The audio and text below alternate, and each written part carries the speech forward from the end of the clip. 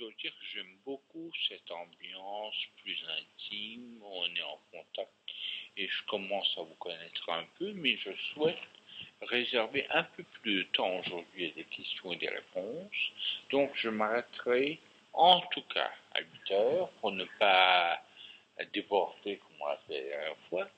Et je pense qu'il serait bon, pour montrer l'unité de cet ensemble, que vous posiez des questions sur tout sujet qui pourrait se rapporter au thème traité.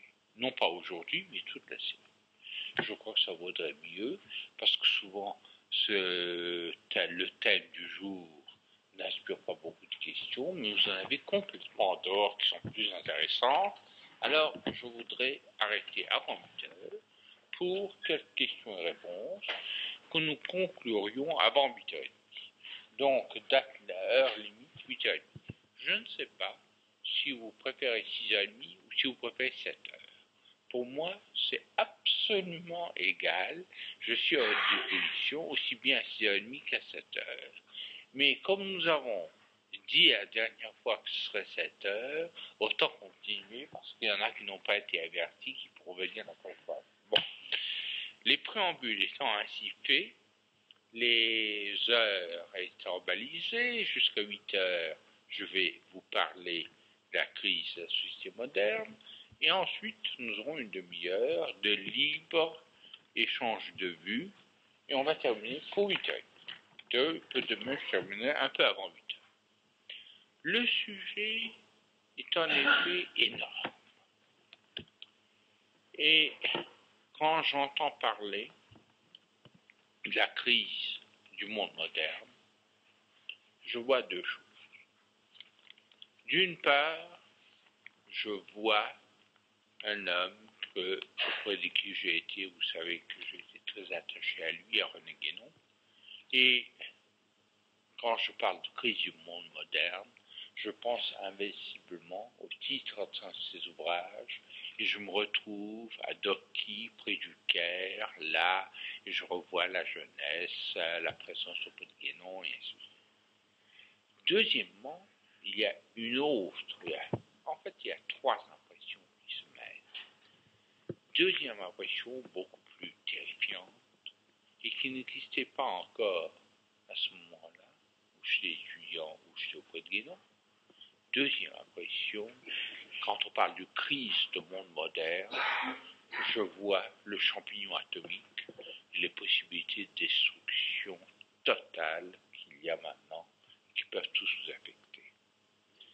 Et dans le sujet que je choisis, ce problème n'est pas exclu, il est présent. Troisièmement, alors à un niveau beaucoup plus ordinaire, il y a l'expérience de plus de 30 ans dans une organisation des Nations Unies, organisation internationale, interculturelle, où je me suis occupé des droits de l'homme et des rencontres entre les cultures. Et d'autre part, à côté de cette expérience de rencontres entre cultures diverses, il y avait également la participation à toutes sortes de colloques, de rapprochements entre cultures, entre religions. Que je vous dise immédiatement que cette troisième expérience se solde par une négative à peu près totale. Et j'ai l'impression que nous sommes plus loin du One World, du monde unifié, que nous n'étions il y a 30 ans, et que le dialogue entre les cultures et entre les religions passe avec beaucoup plus de difficulté que lorsque j'ai commencé il y a bientôt un demi-siècle. Je crois que nous sommes devant ces choses. La situation, loin de s'être clarifiée, s'est aggravée. Et je vais commencer avec les illusions qu'il y avait à l'issue de la guerre. À l'issue de la guerre, on croyait qu'on entrait dans une ère nouvelle de droits de l'homme, de liberté. On a fondé des institutions auxquelles j'ai adhéré, je l'avoue avec quelque enthousiasme. Et petit à petit, ce qui est apparu, c'est que le monde est très complexe et que l'unité, en fait, se situe à un autre niveau que l'équilibre de la terreur ou que les profits économiques. Et même que la tolérance, ça va plus loin et plus profond. Et je suis beaucoup revenu de l'ouverture à autrui tant qu'on est fermé à soi-même. Je crois que nous sommes, et je pense qu'avant d'entamer un dialogue de musulmans à juifs ou à chrétiens, ou athées, ou marxistes, ou africains, peu importe, ou chinois, il faudrait d'abord être de meilleurs musulmans, de meilleurs chrétiens, de meilleurs juifs, de meilleurs marxistes, et que nous sommes en train de converser sur des idées reçues, sur des à peu près. Et pour trouver un angle d'attaque à notre réunion d'aujourd'hui, je prendrai un thème que je crois très holistique et qui est l'une des crises du monde moderne que peut-être Guénon n'avait pas tellement souligné dans son fameux livre. Vous savez, je recommande la lecture, mais je suppose que beaucoup d'entre vous l'ont lu, La crise du monde moderne, qui est apparue dans l'édition de poche chez Gallimard. Il y a un point qu'il n'a pas vu, ou qu'il n'a pas souligné de manière aussi dramatique, parce que c'est un livre qui date d'une génération, qui date d'il y a plus de 30 ans, c'est que nous vivons dans un monde de désintégration. Nous vivons dans un monde de distraction où le spectaculaire domine et nous vivons dans un monde de cloisonnement. Les trois défauts que je signale, désintégration, cloisonnement, dispersion, sont trois crimes contre le holisme. Parce que vous voyez que la désintégration, qui va de la conception du monde et du champignon atomique jusqu'à la psychanalyse, en passant par un scientisme qui pense que c'est en chiffrant les choses qu'on peut avoir prise sur elles, alors que les traditions nous apprennent toutes à lâcher prise, on essaie au contraire d'avoir prise sur le monde. Donc, cette désintégration, qui est le contraire de l'intégration holistique, qui fait que, au lieu de nous disperser en tant qu'individu, en tant que créature, c'est-à-dire notre conception de l'être, notre conception métaphysique, notre conception de Dieu se trouve atomisée, cloisonnée en opinion, en religion, en secte, et beaucoup plus aujourd'hui qu'à la sortie de la guerre. Et là, il y a un besoin de recentrage, un besoin de synthèse, et c'est le sens même du mouvement holistique.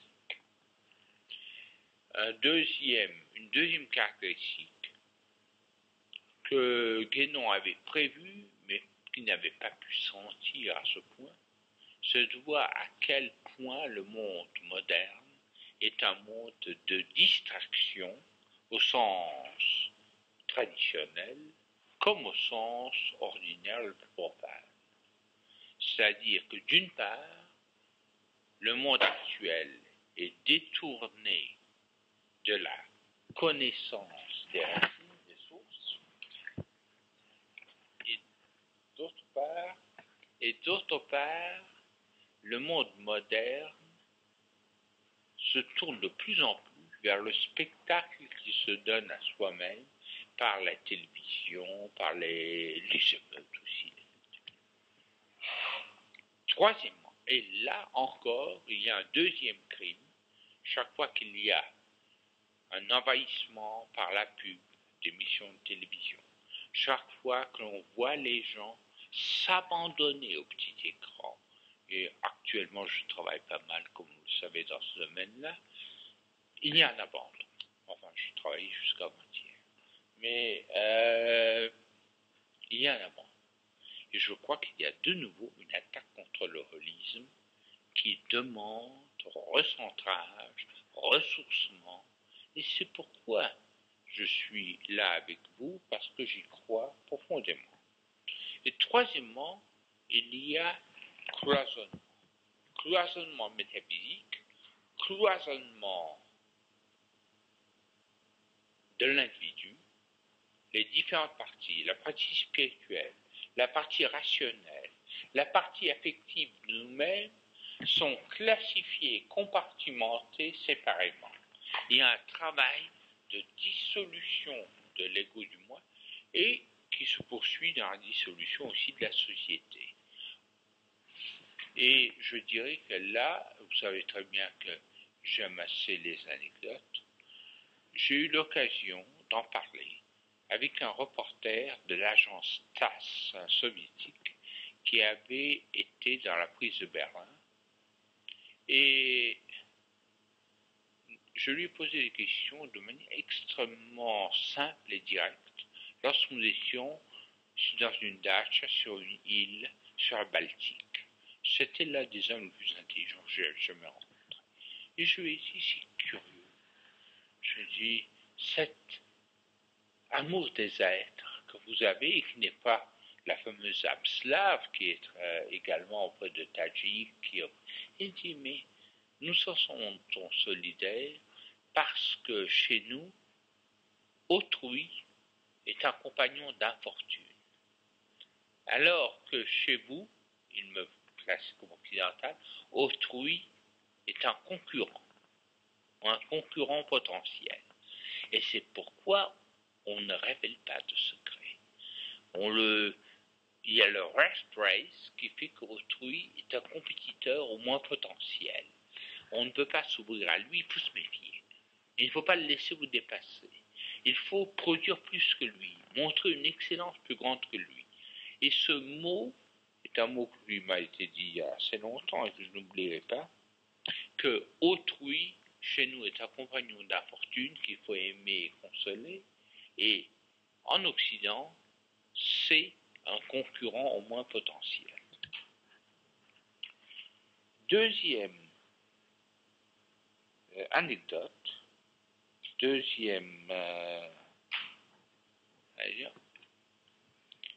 j'étais très jeune et je commençais à l'UNESCO, puisqu'il faut dire son nom, et nous avions des sections très très développées pour l'éducation des adultes. Et il y avait de grandes campagnes contre l'alphabétisme, des luttes pour l'éducation des adultes. Alors j'ai exprimé mon étonnement à Madame Montessori, que j'avais vue à Florence au début des choses. Je dis, c'est curieux, l'UNESCO n'a de soucis que pour des gens adultes, barbus, analphabètes. Et il y avait un autre, le chef de la section de l'éducation des adultes, un Anglais, qui m'a dit, mais c'est très simple. Notre but est de faire qu'on puisse lire les affiches et qu'on puisse lire les indications dans les grands magasins. Et nous sommes là pour faire acheter. Et le but est un but d'entrer dans un grand magasin et de s'y retrouver, c'est-à-dire de construire un grand magasin à Accra. Et il faut apprendre à lire suffisamment pour que les gens sachent le mode d'emploi. Et le but n'est pas d'éduquer des petits-enfants ou de les former. Le but est de promouvoir les achats. Et il me l'a dit tout tranquillement. Il a dit, c'est pour ça que nous sommes là et c'est ça que nous avons à faire. Et il s'agit d'apprendre à lire, à écrire en Haute-Égypte, au Soudan, au Ghana, en Birmanie, que sais-je encore, pour qu'ils puissent acheter la camelote qui doit être produite dans les différents pays qui produisent et les pays industriels. Et il me l'a dit comme une chose qui allait de soi pour que j'entre un peu dans le jeu. Alors voilà deux anecdotes, une du soviétique et une autre de cet anglais, qui montrent, et puis alors, troisième anecdote, lorsque je recevais des candidats pour l'UNESCO, et j'en recevais environ 200 par mois, et il y avait une place par an peut-être, alors le critère qui était sur les feuilles imprimées que je leur donnais, le critère essentiel, c'était le mot « quelle est votre expérience ?» Mot profondément égalitaire, démocratique, mais aussi nivellateur. Parce qu'on ne parlait pas de quelles sont vos capacités. On parlait de quelle est votre expérience. On pensait que n'importe quel être peut, en accumulant l'expérience, on ne dit pas la connaissance, mais en s'exposant de plus en plus à l'expérience, il peut aller plus loin. Il y a une construction linéaire où les aptitudes, les capacités, la vocation, l'amour ne jouent pas trop. On accumule une expérience. Alors, l'homme qui avait fondé une usine en Union sud-africaine, que sais-je encore, était considéré comme plus important que l'homme qui n'avait rien fait. Et alors, système égalitaire au bout des barrages, mais profondément injuste, parce que ça contribuait à pénaliser ceux qui n'étaient pas efficaces déjà. Et on ne regardait que ceux qui pouvaient déjà prouver leur efficacité, et les autres en tenaient par contre. Or, il y avait quantité de capacités, de projections dans l'avenir, de possibilités de s'exprimer qui étaient écartées ainsi dès le début. Donc, cette notion d'expérience est une notion qui a remplacé la notion traditionnelle de vocation et de compétence. Et vous constatez que dans la civilisation de l'Inde, les choses sont portées même très loin. Ça va jusqu'au système de caste, et un penseur n'est pas un guerrier, qui n'est pas un marchand, et ainsi de suite. Mais ce système a existé, Dumézil l'a très bien démontré, dans l'Antiquité romaine, il a existé dans le monde médiéval, c'est maintenant qu'il y a une prime à une efficacité et à un rendement que l'on considère lorsqu'ils se sont déjà manifestés. Il est très difficile de commencer et d'amorcer et de se dire, voilà, me voilà, je vais vous faire quelque chose. Il faut déjà être une vedette pour pouvoir être pris au sérieux. L'autre aspect, alors, compartimentage, remplacement, la spécialisation en expérience au lieu de la vocation et de l'aptitude.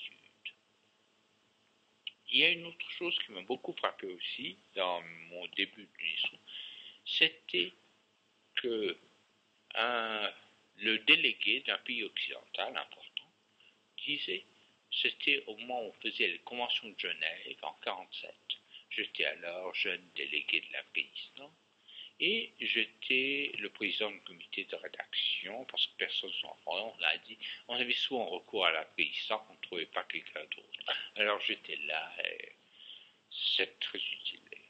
Et il disait une phrase, si par malheur il devait y avoir une guerre. Il y a des guerres partout. Il y a des guerres au Vietnam, en Palestine, un peu partout au monde, et vous dites si par malheur il devait y avoir une guerre, il y a des gens qui meurent. Ah, non, ça, je l'entendais par là, une guerre où il y a des Européens qui souffrent, mais pas une guerre où il y a des Vietnamiens qui meurent, ça n'a pas d'importance. Donc, la notion de juste guerre, qui était une notion thomiste, a été remplacée par la notion d'agression. Et mauvais celui qui agresse, ce qui est une morale de nanti. C'est-à-dire le spolié n'a que se taire et disparaître. Avant, on l'appliquait à la vie économique, on l'appliquait maintenant aux relations politiques par la suite. C'est-à-dire qu'il ne faut surtout pas rompre la Sainte Alliance, il faut que les choses restent ce qu'elles sont. Et celui qui appelle à un autre ordre ou à la justice est un agresseur, il faut surtout réintroduire la normalité. Et se défense de se pencher en dehors a été enseignée, répétée, et je dirais que c'était l'une de mes fonctions, l'une de mes raisons d'être pendant des années, d'assurer la normalité. Mais la normalité du producteur et du consommateur et du bon citoyen, et pas du tout de celui qui remet en cause ces choses, remet en cause le système.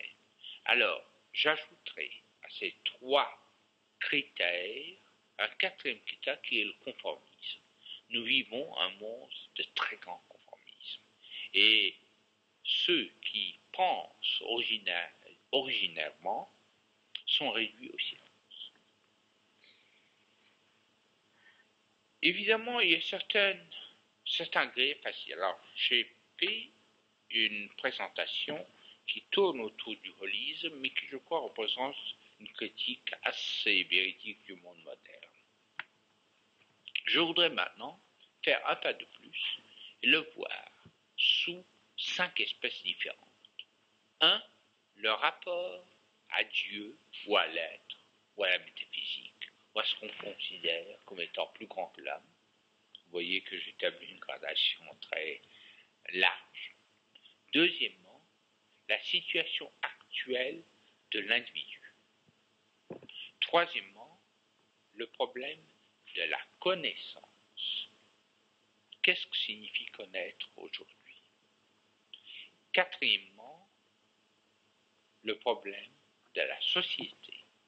Où en est-elle aujourd'hui? Et cinquièmement, le problème de relations internationales. Voilà les 5 questions sur lesquelles je voulais m'attarder, tout en ayant toujours présent à l'esprit ces 3 conditions, ces 3 couples antithétiques. Nous sommes dans un monde en désintégration et on a besoin d'intégration. Intégration de l'individu d'abord, intégration de la société, mais pas dans le conformisme, dans la pétisme ni dans le nivellement, intégration de la vision du monde, d'où le holisme. Deuxième couple, qui était compartimentage et unité. Et troisième, qui est dissipation et concentration. Donc, nous aurons ça à l'esprit, et je voudrais commencer par l'aspect métaphysique. En parler fait déjà sourire. Il est évident que l'aspect métaphysique a été en grande partie évacué du monde moderne, et c'est ce qui fait d'ailleurs le sentiment de révolte, de manque de beaucoup de la jeunesse. Il y a une dimension de l'être qui est tronquée et qui inspire de manière diverse des révoltes, des rejets, des prises de position qui varient selon les pays, selon les climats, mais un peu partout on voit que l'être humain n'accepte bien d'être réduit au rôle de producteur et de consommateur, qui se pose le problème de ses fins dernières, qui se pose le problème de la connaissance et tout simplement le problème de l'être. Un jour, c'était après mai 68, je recevais une délégation de jeunes gens en colère, anglais et californiens. Et ils ont dit qu'ils étaient dans une société où tous les aînés étaient des pigs, des cochons, et des lâches, des cowards. Alors je lui ai dit, j'ai une définition du coward et du lâche que je vais vous proposer, vous me direz si vous êtes d'accord ou non. Et demandez tous une remise en cause de principes et des idées, et un supplément d'être et un supplément d'âme, mais ils rejetaient d'une manière totale le monde. Je leur disais, vous deviendrez tous, dans quelques années, vous serez récupérés, et vous deviendrez tous des bureaucrates et des banquiers. Et bien, ça n'a pas manqué, c'est comme ça que c'est terminé. Ils ont été récupérés tous. Alors, j'en reviens à la question du pig et du coward. Je leur ai dit, écoutez, j'ai une définition. Le coward est celui qui se manifeste quand il est sûr que la grande majorité est avec lui. Et vous me sortez des idées en sachant que la brigade d'acclamation est avec vous. Et le coward est celui qui parle quand il sait, c'était en anglais, que le cheering squad est avec lui. Le cheering squad, c'est ce qu'on a sur les terrains de football américain, son image rétinique. Alors, je dis, c'est ça. C'est se déclarer et se manifester quand on sait que tout le monde est là pour crier Amen. Ce qui est important, c'est d'être tout seul et de faire face et de dire les choses qui soient. Pourtant, Dieu sait si je suis d'accord avec eux. Mais j'ai éprouvé le besoin de tourner entièrement les gens. Alors, quand j'ai dit qu'ils deviendraient tous des bureaucrates et des banquiers, je pensais qu'ils étaient exagérés, ils n'ont eu jamais de la vie, mais c'est comme ça que ça s'est passé. Mais je respecterai toujours cet état, j'emploie à dessein un terme qui parle de drogue, cet état de manque, qui est un état quand même de recherche métaphysique du soi, en dehors des questions d'équilibre des puissances, des questions mesquines, mais dont nous dépendons en grande partie. Alors la question de métaphysique est aujourd'hui réduite à une question psychologique de tolérance et de liberté de conscience. Je prétends que c'est le commencement de la fin. Et que la tolérance signifie très souvent l'indifférence. Et que amener la métaphysique à une question d'opinion, c'est déjà montrer que c'est pas sérieux. Et je vois encore ces jours-ci, des gens qui accepteraient entièrement qu'un tel soit marxiste, tel autre nietzschéen, tel autre musulman, mais pourvu que le pétrole continue à couler, et que les choses sérieuses, c'est-à-dire les cours de la bourse, ne bougent pas. Et que les affaires continuent. Donc les choses importantes et sérieuses, c'est l'action économique et l'action politique. Et quand je parle de philosophie, la plupart me disent, écoutez, bon, parlons maintenant de choses sérieuses. Ils ne le disent pas comme ça, mais on sent très bien que la tension change complètement. Et je trouve souvent des questions, je traite du Moyen-Orient, et quand je parle de Allah, quand je parle de principes qui me tiennent à cœur, je sens que ça glisse. Et je vois que les gens commencent à crocher et à mordre, pas ici, mais en général, que les gens commencent à crocher et à mordre quand on parle du pétrole, quand on parle des rapports de force. Or, je vous dirais que j'ai eu une éducation, je crois, assez traditionnellement musulmane, j'ai vécu, et je vais souvent en Orient, on ne m'a jamais parlé du pétrole. On me parlait du pain, très souvent. Les gens avaient faim. Mais le pétrole, ça passe au-dessus de leur tête, ça intéresse quelques personnes en Amérique ou en Europe, mais ça ne les concerne guère. Ils ne savent pas très bien de quoi il s'agit. Bon, ils peuvent en être victimes de ces conjonctures, mais leur paysage mental, c'est qu'ils ont faim, ils veulent du pain, et c'est quand même essentiellement une vision métaphysique du monde qu'ils ont.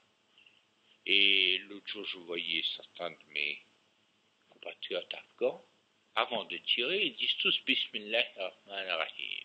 Au nom de Dieu clément miséricordieux, ils disent Allahu Akbar.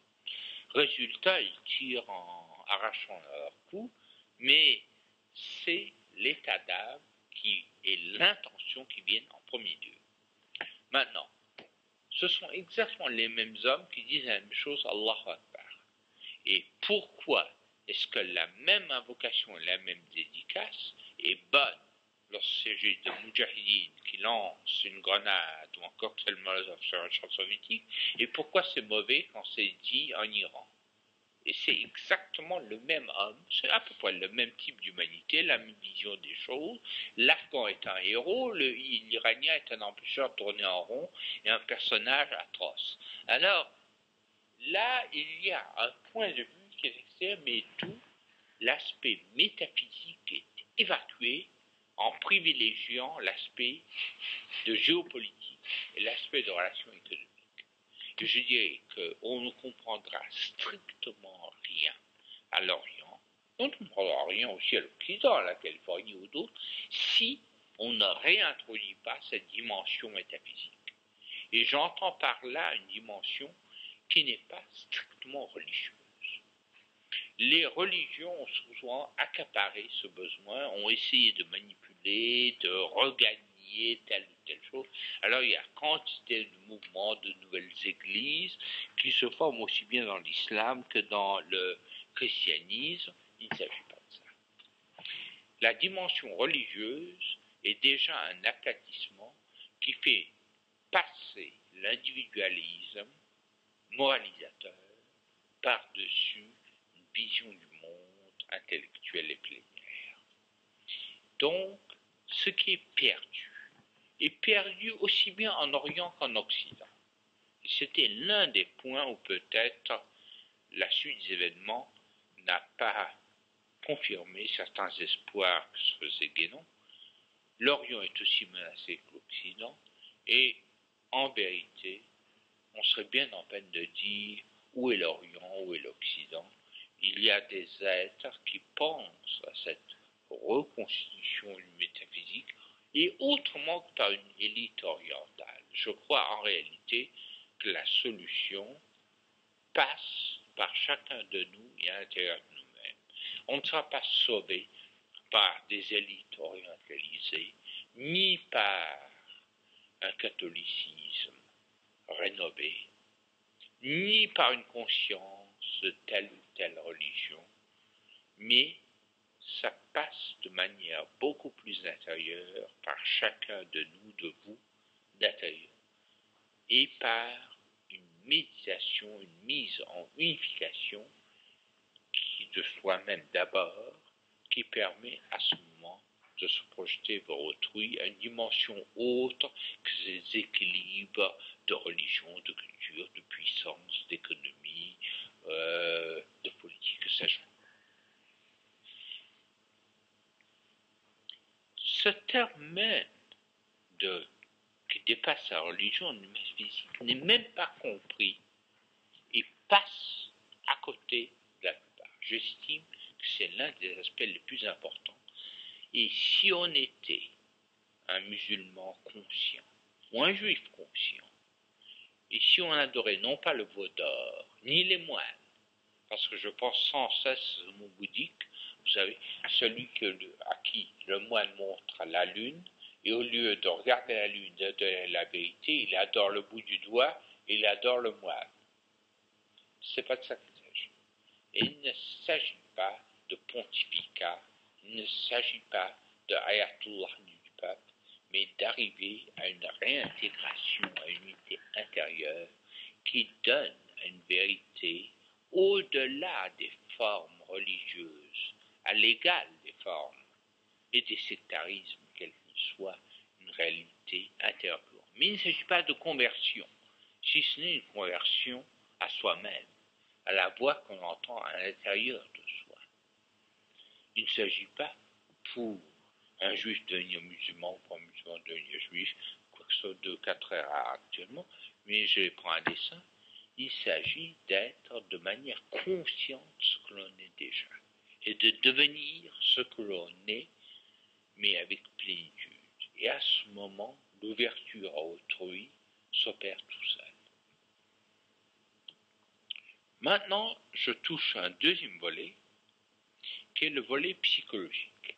Là aussi, la notion de holisme, d'unité, d'intégrité, j'emploie intégrité aussi bien dans le sens psychologique que dans le sens moral, de ne pas rester découpé en petits morceaux, de ne pas considérer qu'on est un être pour la psychanalyse ou pour être décomposé en esprit et en corps, mais reconstituer le holisme en soi, de savoir que le corps est sacré, tout comme l'esprit n'est pas une abstraction, mais une réalité agissante dans le quotidien.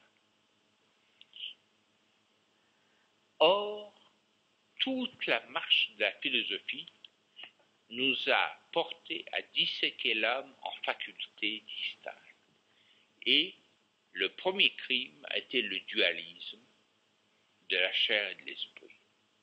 On peut dire que c'est un crime qui remonte très loin dans le temps et que c'est le crime qui existait déjà au paradis terrestre. Mais ne remontons pas aussi loin. Mais lorsque Descartes a posé l'individualisme comme loi et le cogito ergo sum comme fondement de l'être, c'est-à-dire lorsqu'il a substitué à la notion de soi, à la notion de Atman, la notion du je, c'est-à-dire du moi individuel, il a commis un acte violemment anti-soufi, anti-indien, anti-actuel, mais il a commis un acte héroïque. Et je dirais que j'admire encore ce côté sans reproche, pas sans reproche, mais ce côté soldat de sa personnalité.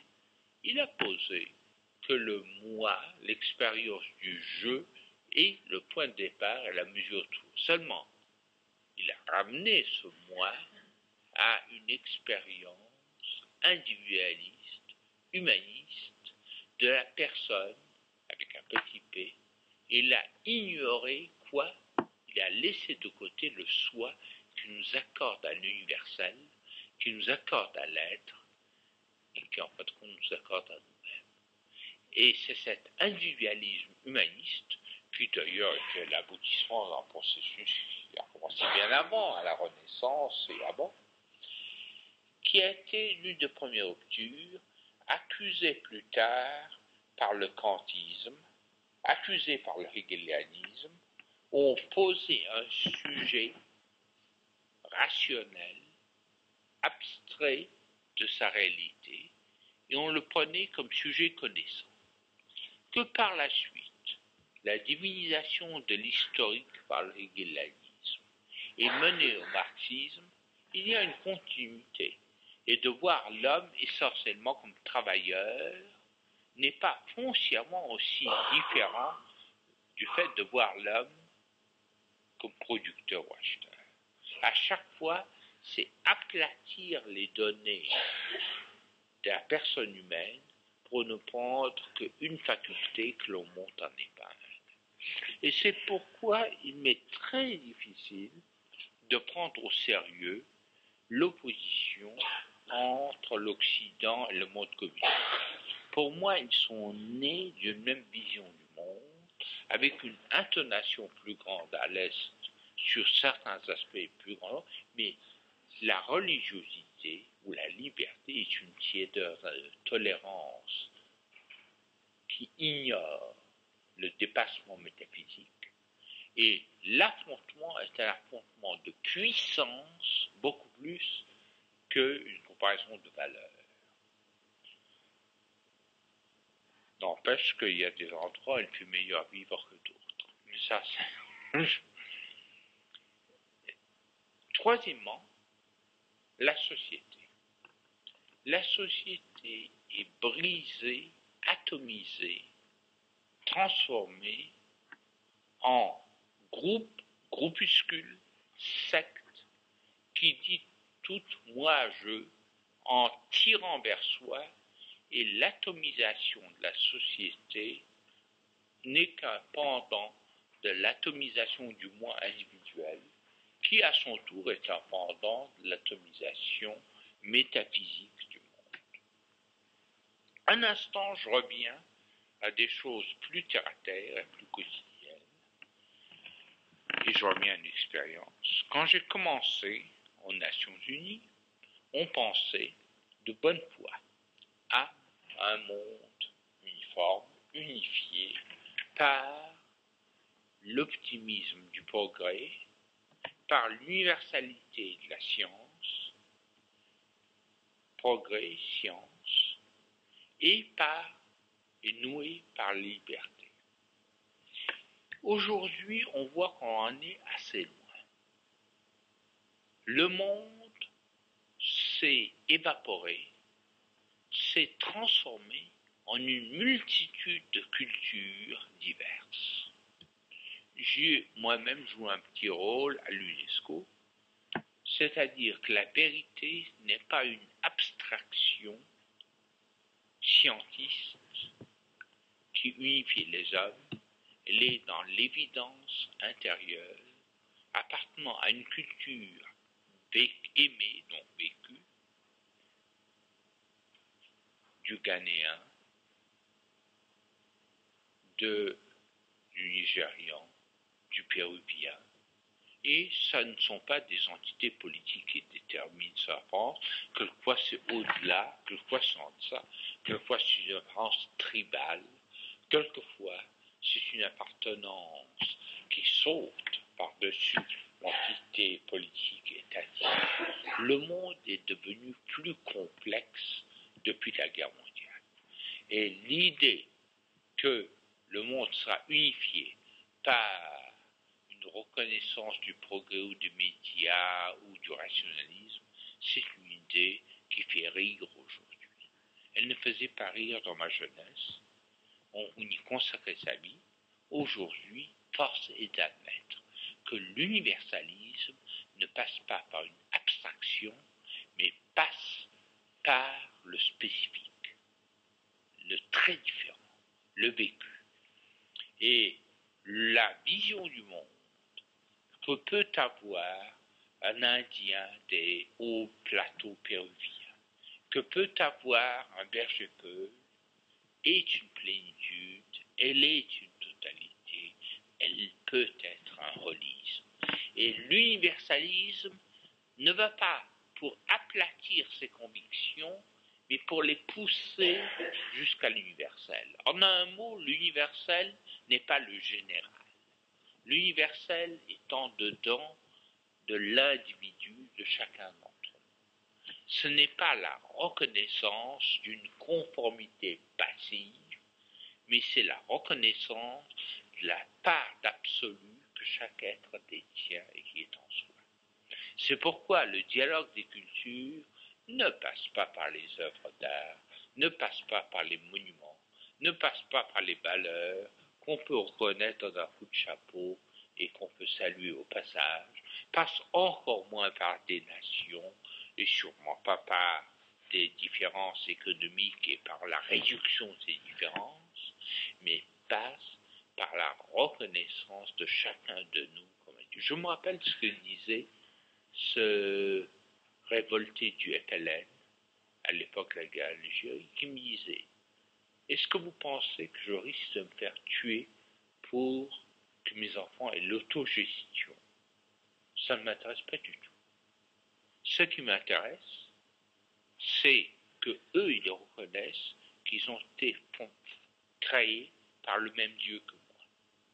Il dit: pour ça, je suis prêt à mourir, et ma mort sera un deuil, il est mort peu après. Mais pas du tout pour un progrès. Et l'autre jour, j'étais stoppé, je peux vous le raconter, il se peut que je radote, mais l'autre jour, j'étais stoppé par un marchand de fleurs musulman à la station Concorde. Il a dit: prenez toutes ces fleurs, elles sont à vous, parce que vous êtes le premier à ne pas se pencher sur nous comme sur un cas sociologique et à faire la dame de patronage avec la bonne conscience gauchiste, que si on se conduit bien, on arrivera au développement, et par le développement, on arrivera à être comme les autres. Au contraire, vous glorifiez ce qu'il y a de beau dans notre culture. Prenez toutes ces fleurs, elles sont à vous. Et j'ai ramassé toutes les fleurs, et je suis parti. Et d'ailleurs, chez moi, je n'ai pas de vase ni rien du tout. J'ai des fleurs en vrac sur le parquet. Et il me les avait données, non pas par fraternité musulmane, non pas par espoir d'un développement, ce qu'on nous a appris tout le temps aux nations. Il savait très bien qu'il va mourir comme vendeur de fleurs au fond des corridors du métro, mais parce que je l'avais conçu, non pas dans son développement futur, mais dans la dignité de sa personne, de sa culture, de ses origines, de son être. Et ça, là, il était prêt à donner ce qu'il avait. Et ce qu'il avait, c'était fleurs. Alors, la différence d'économie, la différence sociale, elle est pénible, elle est dure. Mais en fait, bon, moi j'ai été à la fois, j'ai vécu une vie en dents de scie, ayant été à la fois à très peu de distance, et quelquefois à quelques jours près, millionnaire et clochard. Milliardaire, clochard, ça. Alors, la différence ne vient pas de ça, elle vient de l'incertitude. Est-ce que ça va durer 1 an, 2 ans, 3 ans, 10 ans, toute la vie? C'est une autre dimension qui n'est pas purement économique. C'est une dimension de connaissance. Est-ce qu'on est destiné à finir comme ceci ou comme cela? C'est une question d'être et d'arriver à surmonter une condition. Et si on met l'accent entièrement sur la lutte des classes, sur la situation économique, j'en parle pour avoir expérimenté l'une et l'autre condition, on laisse de côté ce qui est essentiel et qui échappe à la quantification. Ce n'est pas la quantité qui est l'essentiel, c'est l'ignorance, et l'ignorance n'est pas dernière. Je viens maintenant au rapport politique. Bon,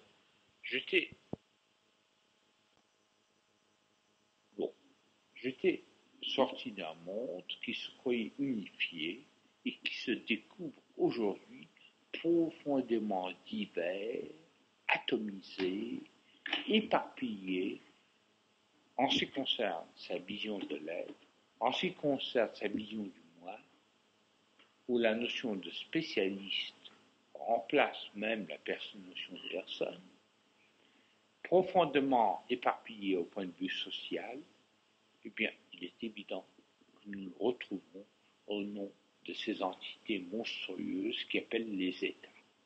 Et qui sont monstrueuses, que ce soit des super-États ou que ce soit des États de petite dimension. La police reste la police, elle est utile, mais dans son domaine. Or, maintenant, nous voyons une véritable subversion qui fait que nous sommes pris par un fatalisme de naissance pour adopter certaines visions. Et j'ai répondu surtout que souvent que je n'étais pas assez fataliste pour accepter que mon passeport me dicte mes idées, ma conviction.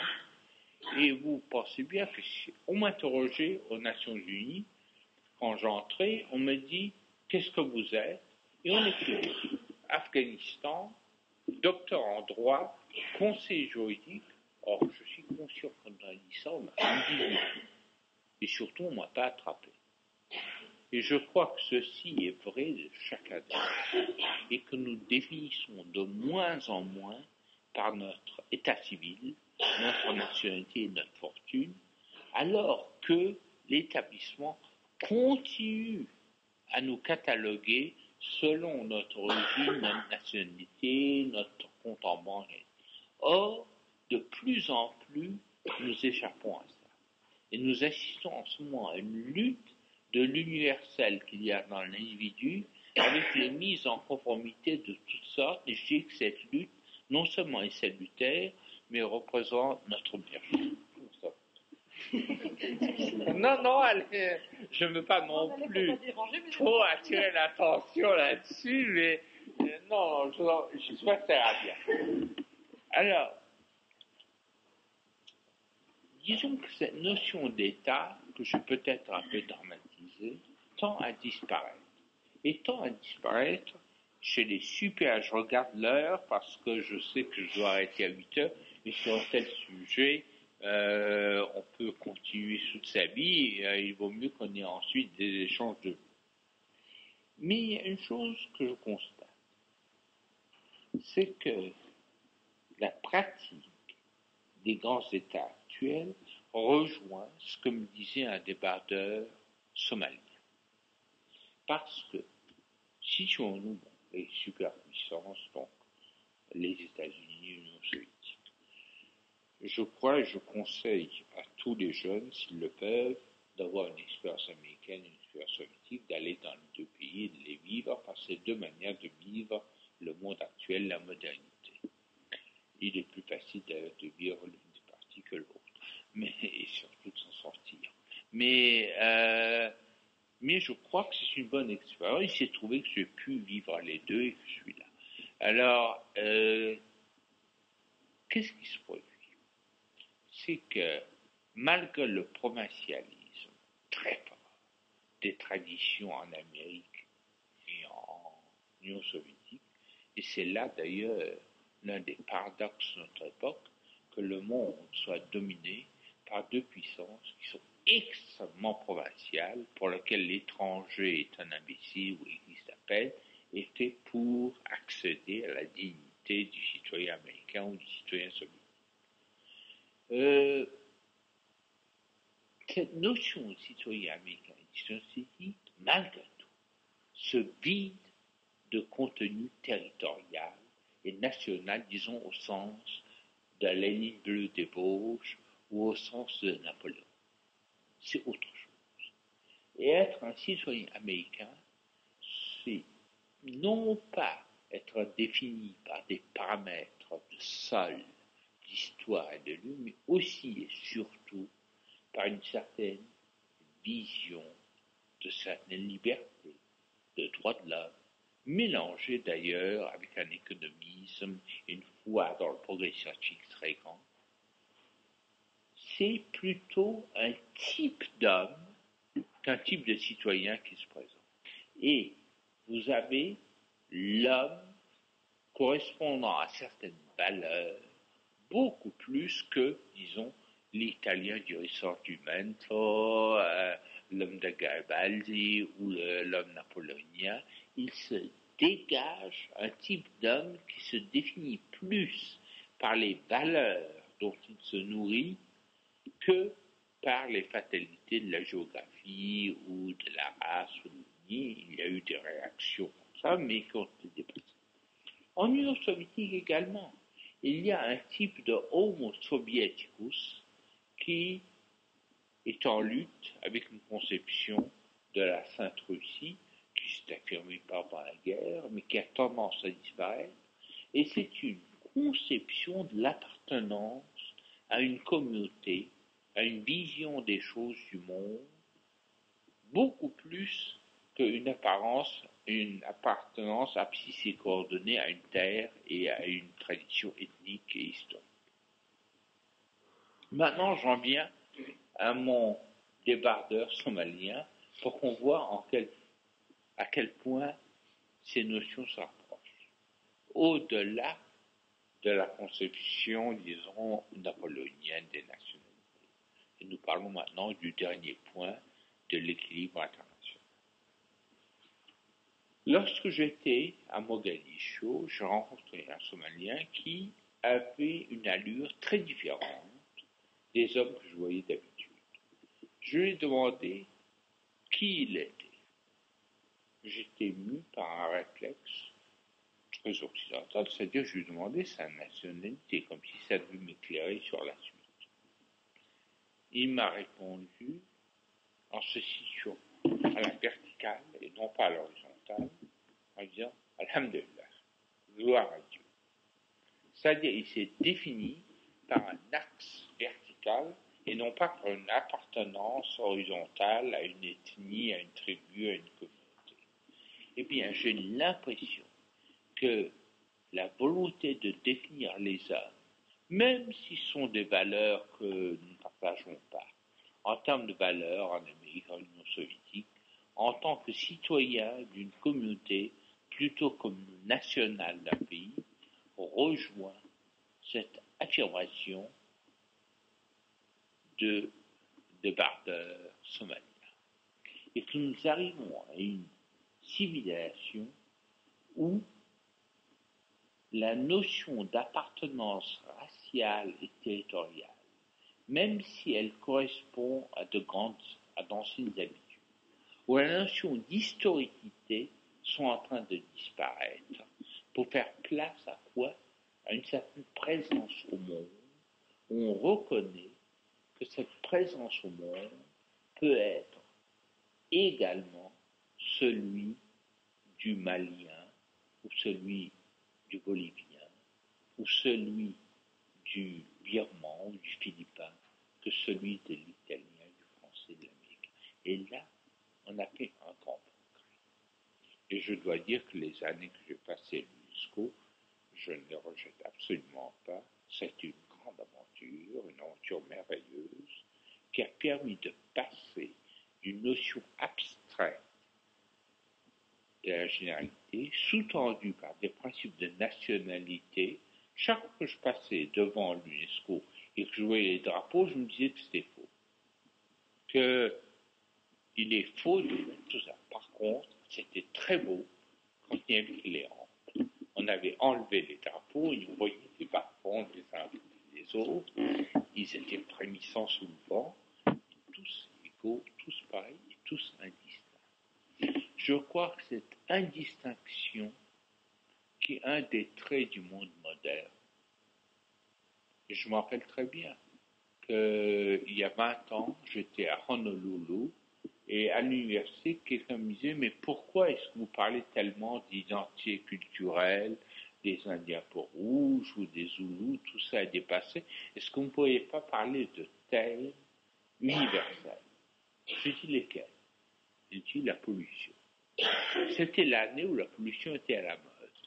Maintenant, on a mis d'autres choses, enfin, on l'utilise, on l'a récupéré pour d'autres produits, détergents et aussi pour des fins politiques. Mais c'était l'année où la pollution était très enfouie. Il y a beaucoup de pays où on ne pollue pas et où on serait très content de polluer. Mais on n'est pas encore arrivé à cet état-là.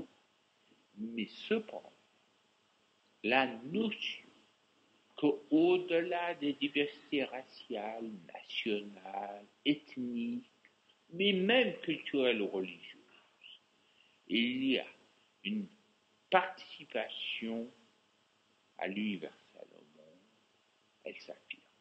Et je crois que ce n'est pas, mais ça c'est une opinion, par l'équilibre de la terreur, par les accords économiques, par les conférences culturelles, que l'on y arrivera. Si on y arrive, je ne suis pas du tout sûr que la catastrophe n'arrivera pas avant. Je suis très pessimiste sur l'avenir du monde. Mais si jamais on arriverait, ce serait par un effort humble, individuel et très personnalisé de chaque être en soi. C'est ce qui fait à la fois le tragique de la situation, parce qu'une réforme ne peut passer que par des individus en chair et en os, mais en même temps, c'est ce qui fait la grandeur et la responsabilité de chacun. Alors, le pari est ouvert. Est-ce que la grande catastrophe qui peut arriver va devancer une reprise en main, non seulement morale, mais holistique, qui englobe le corps, l'esprit, le psychologique, le moral, pour en faire, je dirais, plus qu'une synthèse, le dépassement d'une synthèse, et en chacun séparément. Et quelles que soient les étiquettes, on voit que le processus est en marche selon des mouvements, des étiquettes, des dominations différentes. Est-ce que ceci va l'emporter, qui est un vrai universalisme, ou bien est-ce qu'on va tous périr ensemble? La question est largement ouverte. Je m'arrête aujourd'hui là-dessus. Il est 8h07 et je voudrais qu'on entre dans le débat, non seulement sur les quelques questions assez graves, assez basses, et que je n'ai pu toucher que très peu et maladroitement que j'ai évoquées, mais sur toutes les questions. Et vous voyez comment, par la vision holistique des choses, ce que j'ai tenté de dire aujourd'hui se rattache, je crois, assez étroitement à la série des séminaires passés. Alors, aujourd'hui, nous allons parler de critique. La prochaine fois, qui est la semaine prochaine, à 7h, c'est bien la semaine prochaine, ou dans 15 jours? C'est la semaine prochaine. La semaine prochaine, nous parlerons des fausses sectes, des faux spiritualismes. La critique va porter sur la tradition elle-même et sur les fausses solutions. Aujourd'hui, on a parlé de mots, mais on parlera la semaine prochaine de fausses solutions. Et la troisième semaine, on parlera de la situation du sacré aujourd'hui. Ce qui nous promet un voyage en imagination assez difficile. Mais aujourd'hui, je voudrais que dans les minutes qui restent, on soit extrêmement libre, et non seulement pour poser des questions, mais pour dire des opinions et pour s'interpeller autour de la table. Alors le débat est ouvert.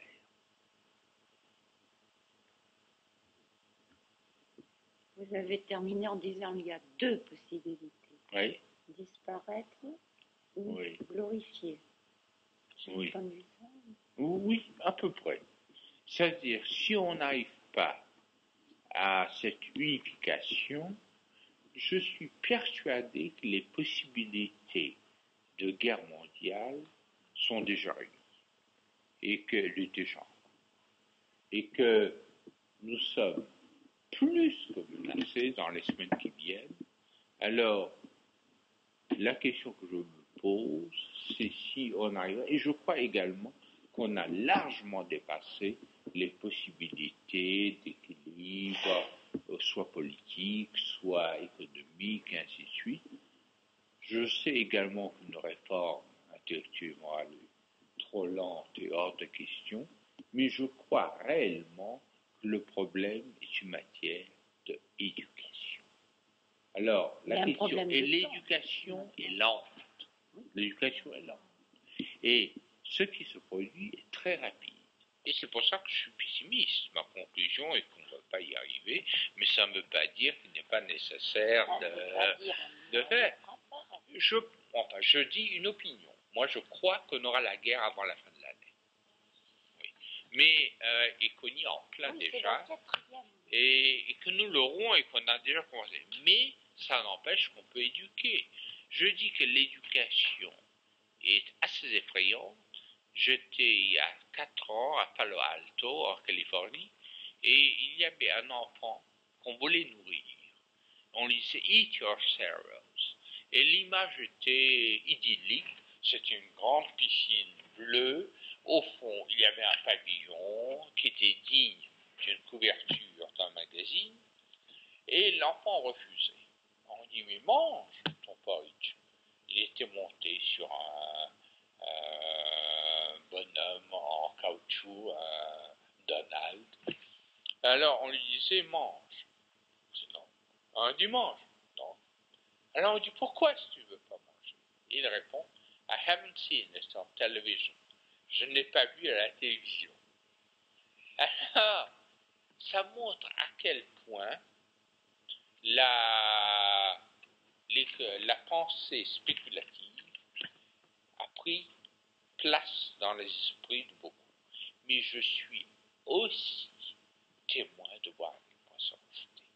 Et il m'arrive d'aller un peu partout, en Birmanie, en Bolivie, ça m'arrive un peu moins avant, et je vois quantité de jeunes, parmi lesquels il y a beaucoup de Français d'ailleurs, qui sont prêts à discuter, pour qui des problèmes qui paraissaient absolument insolubles et des limites au temps de Bismarck, au temps de Déroulette, au temps de... qui ne sont pas anciens, c'est pas mieux, sont meaningless, n'ont pas de signification. Alors, cette course est une course éducative dans laquelle je ne crois pas qu'on puisse arriver à des résultats par la dissuasion. On peut y arriver en formant de nouvelles générations. C'est une course inégale. Et je crois que la course aux armements est déjà tellement avancée qu'il n'est pas du tout dit que cette course est durée. Et c'est pour ça que j'ai été heureux d'être à l'UNESCO. Seulement l'UNESCO n'a pas fait ce qu'on attendait d'elle. On en parle suffisamment dans les journaux. Je n'ai pas ajouté un point de vue à ça. Je pense que le problème est un problème de réforme intellectuelle morale, métaphysique avant tout, psychologique, sociale, morale, individuelle et politique, mais que ce procédé de réintégration de l'homme, de unification de la pensée, d'unification des méthodes de connaissance aussi, parce que la connaissance, elle débouche sur quoi? Elle débouche sur l'industrie, elle est le fait de quelques personnes privilégiées, les autres, et ils lisent un peu dans les journaux, ils sont à l'écart. Mais il n'y a pas de véritable sagesse humaine ou intelligence humaine. La course est très inégale, mais je crois que c'est la seule possible, la seule que je vois. Donc je vois en effet... Ceux qui se tiennent à l'écart, ce sont les privilégiés, ce ne sont pas les autres. Oui, mais je dirais que dès que les autres deviennent privilégiés, ils changent de point de vue avec une vitesse déconcertante. Et, il y a quand même la facilité avec laquelle, je vous donne une image, mais on peut extrapoler, c'est une image que l'on peut... Ils se mettent à l'écart parce qu'ils se croient privilégiés. Oui, mais enfin, il y a des gouvernants, il y a des privilégiés, et le révolté d'hier devient le privilégié de demain. Et il change complètement de mentalité, d'attitude, j'en ai vu beaucoup. Je vous donne deux exemples, et encore une fois, il ne s'agit pas de parler en se mettant en avant, mais de parler d'expériences vécues.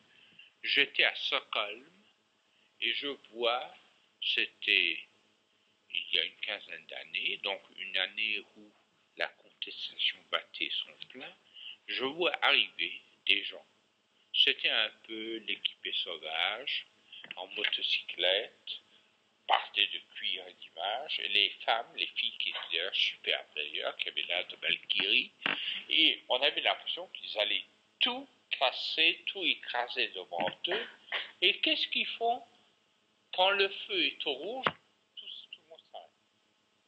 C'est-à-dire que le réflexe urbain et civilisé s'imposait malgré tout.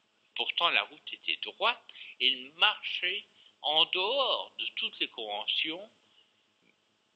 Ils n'osaient pas se faire écraser, mais ils ont eu le réflexe d'être de bons citoyens et de s'arrêter au feu rouge, alors qu'ils étaient partis pour tout bouffer et tout faire tomber, et on avait vraiment l'impression d'une remise en question totale. Bon, je ne dis pas qu'il faut passer au feu rouge, j'en ai fait une expérience assez malheureuse de ce côté-là. Mais, deuxième exemple, deuxième souvenir, il y a quelques semaines, je rentrais, j'étais à Orly, et je rencontre un jeune arabe qui dit qu'il ne croit à rien, ni à Dieu, ni au diable, et qui dit, moi, et puis, qui croyait quand même chose. Il a dit qu'il emploie la critique marxiste et qu'il va révéler les inégalités, enfin, avec ses amis. Alors je dis bon, je dis au revoir, je m'en vais à l'hôtel Méridien qui était en face du Barcadère, je dis je vais voir l'émir Intel. Il me dit comment faire pour être admis par lui, peut-être il me donnera un peu d'argent. Alors, il y avait une contradiction, il était prêt à bouffer de tout, à exercer une critique aussi, mais quand il a vu qu'il y avait l'argent et le pouvoir, il tendait la main. Alors, le passage, il y a une phrase de Lord Acton qui est malheureusement assez vraie. Power corrupts and absolute power corrupts absolutely. Le pouvoir corrompt et le pouvoir absolu corrompt absolument. Mais le passage de l'un à l'autre se fait insensiblement et l'âme et la conscience sont grignotées avec une facilité absolument déconcertante. Et vous le savez. Et je parlais aujourd'hui. Dans chaque personne, je veux dire, il ne faut pas penser que ce sont les autres, que ça se passe pour les autres. Non, mais ça arrive en vous. Ça arrive en vous, si vous étiez dictateur, ça arrive en moi, ça arrive en chacun de nous. Oui, et il ne faut pas estimer qu'on est supérieur aux autres.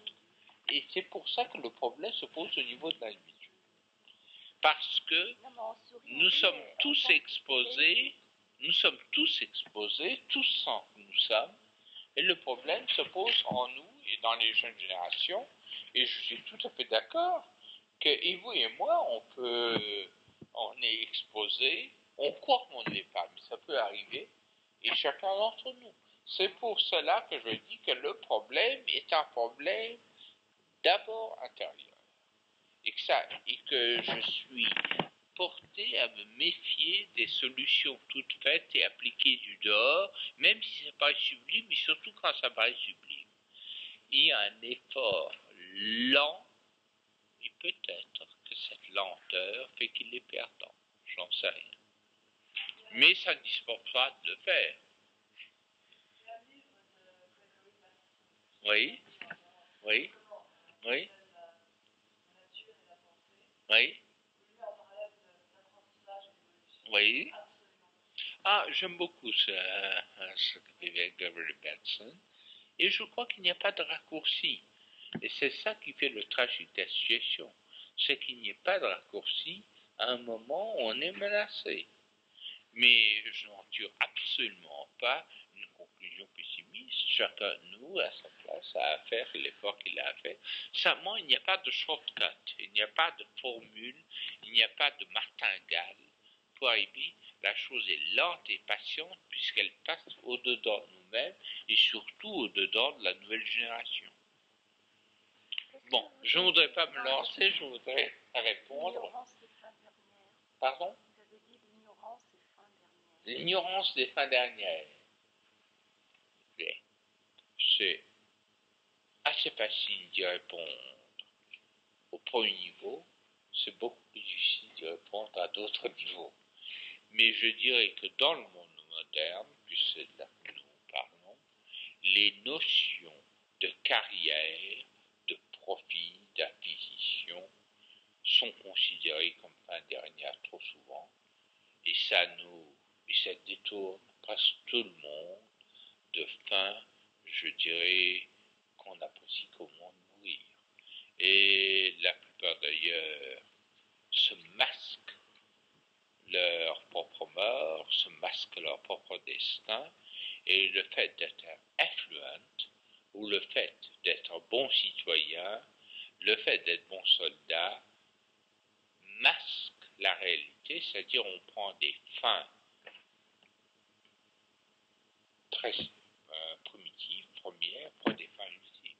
Et le but n'est pas de se sacrifier sur une bombe, ni de s'enrichir, mais le but est au-delà, et beaucoup plus silencieux, plus intérieur, et c'est pour ça que je dis que c'est facile à définir, à réfuter en sens primaire, c'est-à-dire que la réalité, ni le pouvoir, ni l'argent, ni l'affluence, ni même ce qu'on croit être des qualités, l'amour du prochain, la bonté, mais c'est quelque chose qui va encore au-delà, qui est plus intérieur et qui est une fine pointe de l'âme, parce qu'on peut buter sur la bienfaisance, comme on peut buter sur le nationalisme, et comme on peut buter, et l'endroit le plus dangereux, je crois que je suis musulman, surtout à cause d'une phrase,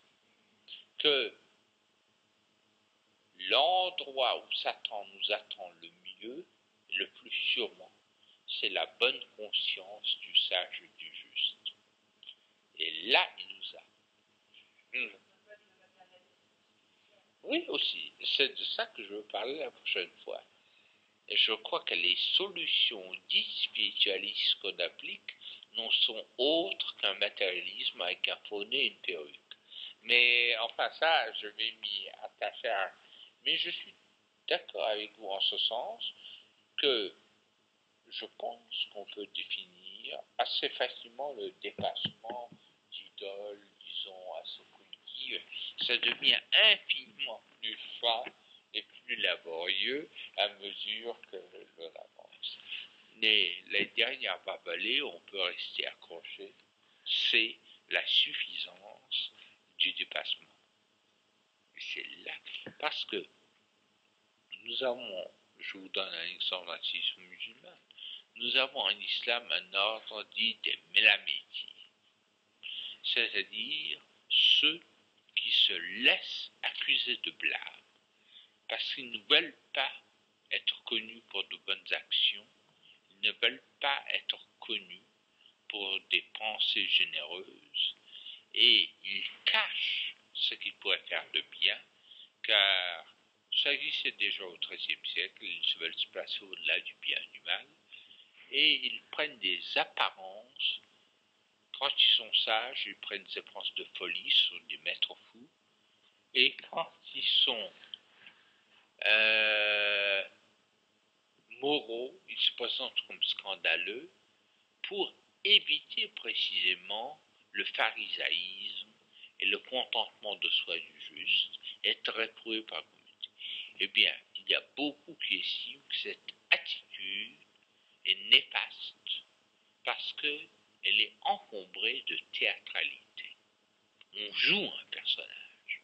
Et le vrai Mélamétie serait celui qui ne se soucie pas de paraître, et qui ne se soucie ni de paraître méchant et injuste, ni de paraître bon et généreux, et qui ne assumerait aucun rôle, et qui n'assumerait ni le rôle de maître spirituel, ni de cheikh, ni de gourou, ni rien du tout, ni le rôle de révolté, de celui qui remet en cause, et qui dépasserait aussi bien le oui que le non.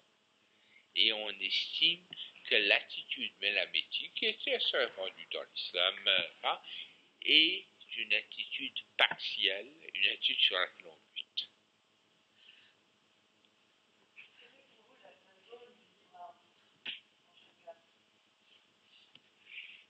Je crois qu'elle est très très grande. Parce que la conclusion logique de toute cette attitude qui se fonde sur l'effort intérieur, personnel et individuel, a évidemment comme corollaire que je fais une place très très large au libre arbitre. Et je crois que dans une journée humaine, depuis ce matin jusqu'à tout à l'heure, il se passe de quoi remplir plusieurs vies. Simplement, nous sommes endormis et nous n'attrapons pas les possibilités qui s'offrent en abondance à nous. Il me semble que nous avons des options à l'infini toute la journée et que nous pouvons très bien tourner à droite au lieu de tourner à gauche et que nous pouvons très bien saisir les gens. Ceux qui font des progrès, que ce soit sur la voie spirituelle ou sur la voie du rat race, sont ceux qui saisissent telle ou telle des opportunités qui se présentent dans le vie. Je suis absolument convaincu que même dans une journée, il se présente à notre liberté des tas d'opportunités que nous laissons passer. Et là, la parole de ma concierge est juste, ça ne pouvait arriver qu'à moi quand elle se casse la jambe dans l'escalier. Et en effet, chaque événement ne peut qu'arriver à nous. Et nous sélectionnons parmi les événements ceux qui correspondent à notre personnalité. Et je suis persuadé que si la vie était à refaire, on referait les mêmes erreurs. Et ceci n'est pas du fatalisme, ceci place la personnalité profonde de chaque individu en exergue. Et je suis persuadé que nous pouvons choisir, seulement nous ne choisirons pas ou nous choisissons ce qui correspond à notre paresse, ce qui est quand même très invétéré. Mais on pourrait, avec une attention et une concentration qui nous porte à la fine pointe de nous-mêmes, choisir chaque fois dans les multiples possibilités qui s'offrent à nous, de choisir ce qui non pas nous ressemble nécessairement, mais qui ressemble en l'éternité que nous portons en nous. Donc je crois au libre arbitre, très fortement. Maintenant, ceci ne veut rien dire, c'est une opinion. Oui. Oui.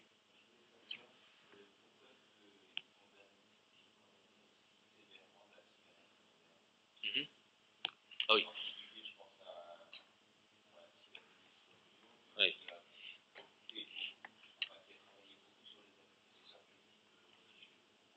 Oui. Ça, je dirais que c'est l'un des sujets que je pensais prendre la prochaine fois. Et j'ai eu l'occasion aussi de quelques entretiens avec Jung. petit à l'époque, lui était déjà très âgé. Je voulais en parler justement à propos des masques et visages du contemporain, mais je vous répondrai déjà, puisque j'ai eu l'occasion de passer 2 ans et demi à peu près assez près de Guénon. J'étais pensionnaire chez lui, alors on n'a jamais parlé de psychanalyse, mais il est évident qu'il n'aimait la psychanalyse d'aucune manière. Il a suffisamment dit dans quelques livres. Alors, le fait qu'on ait guère parlé, d'ailleurs on ne parlait jamais de grand-chose avec lui, mais il était contre la psychanalyse, ceci est notoire, évident, affirmé. Je vais essayer la prochaine fois de démonter un peu plus, d'entrer dans cela, mais je crois que la méthode analytique représentait pour lui un fractionnement de l'intégrité de la personne humaine à laquelle il croyait très fortement. C'est-à-dire que c'était le défi porté à la phrase indienne Tatvamasi, c'est là aussi c'est toi, ou de la phrase musulmane Man arifa nafsahu summa arifa rabbahu, celui qui connaît son âme connaît son Seigneur, ou qui correspond à la phrase chrétienne Quis noverit semet ipsum deinde noverit deum. C'est donc dans chaque cas cette conscience qu'il y a quelque chose, un noyau irréductible et indifférencié de l'être qu'il l'accorde à l'universel et qu'il voulait sauvegarder à tout prix, qui fait qu'il plaçait la psychanalyse dans la ligne des forces dissolutrices. Et puis, deuxième explication, je tente des explications, il pensait que le subconscient n'est pas l'inconscient, et que l'inconscient est une force qui est plus grande que notre intuition, et que ce n'est pas uniquement dans nos pulsions plus ou moins effrénées que ça se situe. Il était violemment, et je comprends pourquoi, contre un réductionnisme, disons, pansexualiste, comme le faisait un peu Freud, quoique là, on exagérait beaucoup, en fait, et tout. Il était également contre les archétypes de Jung. Il s'est posé assez peu là-dessus, il l'a pas très peu, mais je crois comprendre que pour lui, ces archétypes et cette universalité, cet individualisme qui nous accorde à l'éternel absolu, résulte d'une vision intellectuelle qui n'est pas nécessairement une pulsion infrarationnelle. Et dans sa pensée, il a toujours dit qu'il n'avait pas de pensée que suivait la tradition, mais dans sa démarche, il considérait que l'intuition et l'intellectualité sont au-delà de la raison et non pas du domaine inconscient, profond, à l'intérieur. Alors, je reprendrai ces thèmes un peu plus la prochaine fois, mais je voulais déjà réagir à certaines des questions qu'on venait de poser. Et la prochaine fois, j'entrerai davantage, je vous le promets, si vous êtes là, mais ce sera l'un des thèmes sur lesquels je vais m'appesantir davantage la prochaine fois. Vous me montrez la montre, vous avez raison. Vous avez raison. Alors, c'est un point sur lequel on m'a beaucoup interrogé, sur lequel on m'a posé quand même, et même on voulait que je fasse une préface au KIH qui vient de paraître sur le sujet. Je n'ai pas eu le temps de le faire, et disons en plus, je n'avais pas tellement envie de le faire. Mais je suis prêt à aborder cette question la prochaine fois. Je l'aborderai, mais comme il est déjà 8h30 passé et qu'on me quelque chose, je l'apporterai